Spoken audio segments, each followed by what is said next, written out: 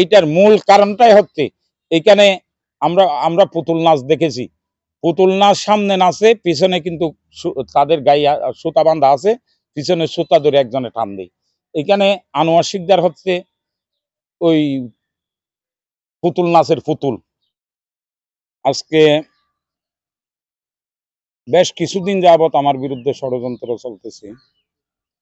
ষড়যন্ত্রের সূত্রপাতটা হলো আমাদের বালুকালী বাজারটা ইজারা নিয়েছে আমার সাবেক সংসদ সদস্য জনাব শাহজাহান চৌধুরীর আপন ফুফাতো ভাই জহির চৌধুরী। এখন বালুকালী বাজার ইজারা নিয়ে সে তাইনকালি থেকে শুরু করে এই বাজারটা আবার কিছু ব্যক্তিকে ইজারা উপ ইজারা দিয়েছে। বাজারটা সেই নেওয়ার পরে সে আবার কিছু ব্যক্তিকে ইজারা দিয়েছে। ইজারা দেওয়ার পরে তারা 2-4 মাইল 5 মাইল দূরে গিয়েও কিন্তু মানুষের থেকে বালুকালী বাজারের নাম দিয়ে চাঁদা দাবি করে। তখন আমি পদাধিকার বলে, যেহেতু বালুকালী বাজারের সভাপতি, আমি মূল ইজারাদার জহির চৌধুরীকে গত 21/5/2025 তারিখ একটি চিঠি দিয়েছি। আপনার ইজারা দেওয়ার কোনো বিধান না থাকলেও আপনি ওভার ইজারা দিয়েছেন। সেই ইজারাদাররা বালুকালী বাজার বাদ দিয়া ময়নারগুনা, মরাগাছতলা এবং তাইনগালি দারুত তাহাজিম মাদ্রাসা সংলগ্ন এলাকা হতেও চাঁদা তুলতেছে। কারণ বালুকালী বাজারটা হচ্ছে আমার উকিয়া ঘাট মৌজার 1 নম্বর ফালনকালী 1 নম্বর ওয়ার্ডের বাজার।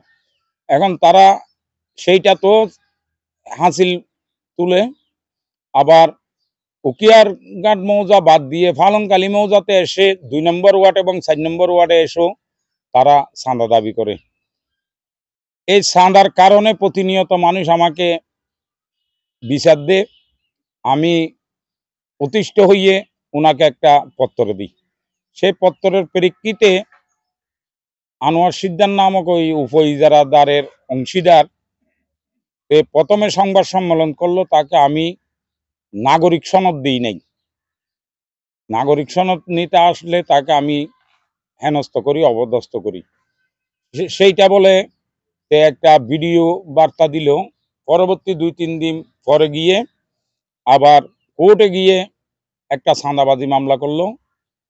এরপরে গিয়ে আবার সে গত পরশুদিন একটা নাটক সাজাইল। আসলে মূল তাকে এটা ব্যবহার করতেছে। সে জুনিয়র ছেলে এবং খুব ভালনারেবল ফ্যামিলির ছেলে, তাকে এটা ব্যবহার করতেছে। ব্যবহার করার কারণটা হচ্ছে আমি আগামী জাতীয় সংসদ নির্বাচন করব বলে আমি ঘোষণা দিয়েছি। আর এক ব্যাপার হচ্ছে আমি এখানে নির্দলীয় নিরপেক্ষভাবে নির্বাচিত হলো।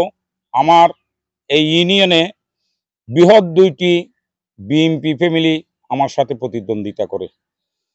আমি নির্বাচিত হয়েছি নৌকা এবং ধানের শীষকে পরাজিত করে জনগণের ভোটে। একে একে 3 বার নির্বাচিত হয়েছি। 3 বারেই অঘোষিতভাবে বিএনপি ক্যান্ডিডেটও ছিল, আওয়ামী লীগের ক্যান্ডিডেটও ছিল। আওয়ামী লীগের ক্যান্ডিডেট পরপর 2 বার নৌকা প্রতীক নিয়েছে। প্রথমবার কিন্তু আওয়ামী লীগের ক্যান্ডিডেট ছিল। আমি নির্বাচন করি কিন্তু প্রভাবশালী ব্যক্তিদেরকে নিয়ে। আমার পক্ষে থাকে শুধু খেটে খাওয়া গরিব যে জনতাগুলো আছে, তারাই শুধু আমার পক্ষে থাকে।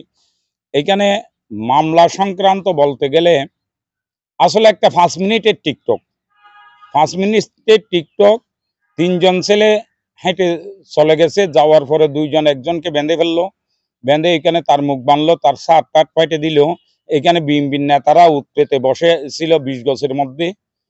তারা এরা চিল্লাচিল্লি করছে। দৌড়ে গিয়ে বিএনপির নেতা যারা উৎপেতে বসেছিল, উকিয়া উপজেলার বিভিন্ন নেতা আইসা এইখানে তাকে উদ্ধার করছে। এখন অপহরণ হবে যে সেইটা তারা আগে ভাগে জানে, কারণ তারা 3টা থেকে বালুকালীতে অবস্থান করতেছে। 3টা থেকে বালুকালীতে এটা নিয়ে পরিকল্পনা করতেছে। মূল কথা হচ্ছে ছাত্র জনতার রক্তের বিনিময়ে প্রাণের ছাত্র জনতার রক্ত প্রাণের বিনিময়ে স্বৈরাচার সরকারকে খটাইয়ে নির্দলীয় নিরপেক্ষ সরকার বাংলাদেশে বর্তমানে আদিষ্ট।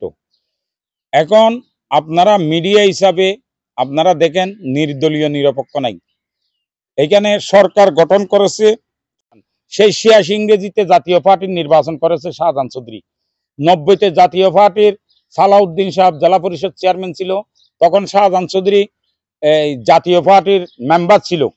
এখন দল যেহেতু জাতীয় পার্টির লালিত ব্যক্তির হাতে চলে গেছে, সেইখানে দল করার মতো সুযোগ আর আছে বলে আমি মনে করি না। যার কারণে আমরা এখন দলের থেকে নিষ্ক্রিয় আমরা আছি, আমরা ছিন্নমূল বিএনপি ছাপা আছি, আমরা ছিন্নমূল বিএনপি ছাপা আছি।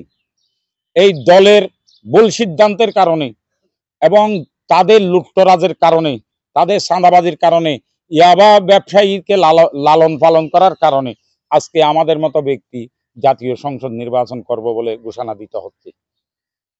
শুধু দেশ, আমি প্রতিনিয়তই ইয়াবা ব্যবসায়ী এবং চাঁদাবাজদের বিরুদ্ধে আমি সোচ্চার থাকি। এই যে আমি একটা চিঠি দিয়েছি, কেন আমি শাহজাহান চৌধুরীর ফুফাতো ভাইকে চিঠি দিলাম, তাদের পরিবারে কেন আমি চিঠি দিলাম, সেই আক্রোশের বশবর্তী হয়ে এই মামলাটা দিয়েছে। আর যে আপনি একটা কথা বলছিলেন টিকটকে তো মামলা হয় না। যে ঘটনাটা করেছে আমরা বিভিন্ন মোবাইলে ফেসবুকে যেটা দেখি টিকটকের একটা নাটক, এই ঘটনাটাও টিকটকের নাটকের মতো। ৫ মিনিটের ভিতরে অপহরণ হলো, ৫ মিনিটের ভিতরে উদ্ধার হলো, ৫ মিনিটের ভিতরে এই রোডে টায়ার জেলে উখিয়া থেকে মানুষ এসিয়া রোড অবরোধ করলো, সেটা তো একটা টিকটকেই। কারণ ৫ মিনিটের ভিতরে মিছিলও কিভাবে করলো, ৫ মিনিটের ভিতরে উকিয়া থেকে এতগুলা লোকও কিভাবে আসলো, ৫ মিনিটের ভিতরে উকিয়া থেকে ২-৪ জন সাংবাদিকও কিভাবে আসলো।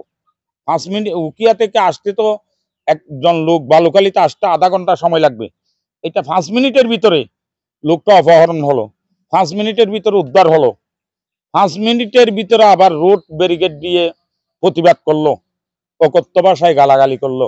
তারা যে ভাষায় গালাগালি করে সেই ভাষাতে আমি গালাগালি করতে পারবো না। এইটার মূল কারণটাই হচ্ছে এখানে আমরা পুতুল নাচ দেখেছি, পুতুল নাচ সামনে নাচে, পিছনে কিন্তু তাদের গায়ে সুতা বাঁধা আছে, পিছনে সুতা ধরে একজনে টান দেয়। এখানে আনোয়ার শিকদার হচ্ছে ওই পুতুল নাচের পুতুল, তার হাত পা বাঁধা, তাকে সুতা দিয়ে নাড়তেছে শাহজাহান পরিবার, যার কারণে আজকে এই মামলাটা হয়েছে। এখন আমাকে মৃত্যুর হুমকি দিচ্ছে, হত্যার হুমকি দিচ্ছে। ইনশাআল্লাহ আমি, আমার বয়স এখন প্রায় ৬০, আমি খবরে যাবো, এরপরেও তাদের কাছে নত স্বীকার করবো না। যারা লুটতরাজকারী সন্ত্রাসী, যারা চাঁদাবাজ, যারা ইয়াবা ব্যাপারীকে লালন পালন করে, তাদের কাছে আমি নত স্বীকার করবো না। প্রথমে আপনি যে প্রশ্নটা করছেন আমি প্রশাসনকে জানিয়েছি কিনা, এখানে প্রশাসন অসহায়, প্রশাসন অসহায়, প্রশাসনকে জানাইলেও প্রশাসন কোনো কাজ করতে পারবে না।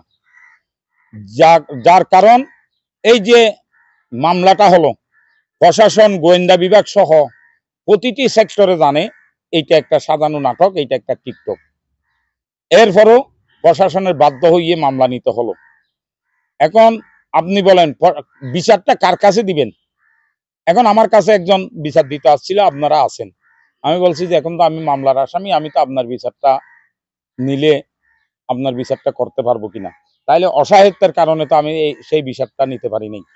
এখন প্রশাসনও সেই ধরনের অসহায়, তাইলে প্রশাসনকে বিচার দিয়েও লাভ নেই। প্রশাসন যার ক্ষমতা আছে তার ক্ষমতার দাপটেই চলতে হয়, না হয় তাকে এখান থেকে সাসপেন্ড করবে, তাকে এখান থেকে উইথড্র করবে এবং কিছু দুষ্কৃতকারী ছোট ছোট ছেলে ফেলে ফাটাইয়া, সন্ত্রাসী ফাটাইয়া তাকে আক্রমণ করবে। যার কারণে প্রশাসন কোনো ধরনের আইন বলে চলতে পারছে না। ঈদের নামাজ পড়ার পরে যে বাড়িতে আসছি, ঈদের নামাজ পড়ার পরে বাড়িতে আসার পরে ঘটনার সময় এবং ঘটনার পর পর্যন্ত আমি বাড়ির থেকে বাইর হই নাই। শুধু আমার বাড়িতে মানুষ আসতেছে, মানুষ রিসিভ করছি, যারা আমার হিতাকাঙ্ক্ষী আছে, যারা প্রায় সময় আসছে, তাদেরকে আমি এখানে রিসিভ করছি। আমি বাড়ির থেকে বাইর হই নাই, আমি বাড়িতেই ছিলাম। একেবারে ঈদ পড়ার পর থেকে বাইর হই নাই, সেই ধরনের রেকর্ড আমার সিসি ক্যামেরাতে থাকবে, কারণ আমি বাড়ির থেকেও বাইর হই নাই, আমি শুধু বাড়িতেই ছিলাম।